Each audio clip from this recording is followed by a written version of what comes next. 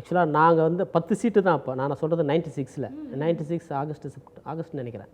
அப்போ தான் இன்டர்வியூ நடந்தது. ஆக்சுவலாக நான் சென்னைக்கு வந்தது அது 2வது முறை தான். அதுக்கு முன்னாடி சென்னைக்கு வந்ததில்லை பெருசாக. ஓகே.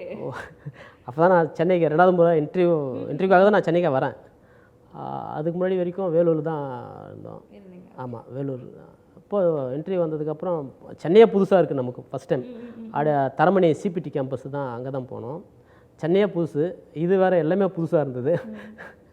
படம் போட்டாங்க இன்டர்வியூவில், வானமேலே படம் போட்டாங்க. படம் போட்டதுக்கப்புறமா நம்மளோட பாயிண்ட் ஆஃப் வியூ எழுத சொன்னாங்க, படத்தை பற்றின சில விஷயங்கள். நான் சில விஷயங்கள் பாசிட்டிவாக இருந்தேன், சில விஷயங்கள் அது இருக்கிற கிரிட்டிசைஸ் பண்ணி இருந்தேன்.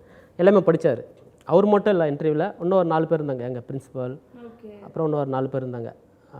படித்தார், சார் படித்தார். படிச்சுட்டு ஒரு சில கேள்விகள் கேட்டார். நான் இருந்தேன், அப்போதைக்கு தெரிஞ்சது எழுதியிருப்போம். கேட்டார். அதுக்கப்புறம் எதுக்காக முக்கியமாக அவர் கேட்டது, பிஎஸ்சி கெமிஸ்ட்ரி படிச்சிருக்கிற உனக்கு வேலை கிடைக்குமே, நீ எதுக்கு இங்கே வந்த? ஏன்னா அப்போ நான் 96ல் டிகிரி முடிச்சிட்டேன். ஆமாம், அப்போ எங்கள் ஊரில் நிறைய கெமிக்கல் கம்பெனி வேறு இருக்குது. மலாடி, திருமலை கெமிக்கல்ஸ், மலாடி, ஏகப்பட்ட கெமிக்கல் கம்பெனி இருக்குது ராணிப்பேட்டில். ஸோ அங்கே நான் படித்த காலேஜில் கேம்பஸ் இன்டர்வியூ நடக்கும்.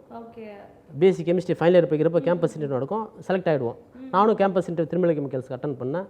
செலக்ட் ஆகணும். பட் என்னென்னா எனக்கு டைரக்டர் ஆகணும் அப்படிங்கிறது ஆர்வமாக இருந்தது. ஸோ அவர் கரெக்டாக கேட்டார், எப்பா உனக்கு வேலை கிடைக்குமே, நீ எதுக்கு சினிமாவுக்கெல்லாம் வர? இல்லை சார், நான் வந்து ரொம்ப நாளாக சினிமா மேலே தான் ஆர்வம், படம் பார்த்துட்டு டைரக்டர் ஆகணும்னா எனக்கு சினிமாவில் யாருன்னு தெரியாது. ஸோ சினிமாவுக்குள்ளே போகிறதுக்கு இதுதான் எனக்கு வழின்னு தோணுச்சு, அதுக்காக தான் நான் வந்தேன். சரிப்பா, ஓகே அப்படின்னு அவ்வளோதான் சொன்னார்.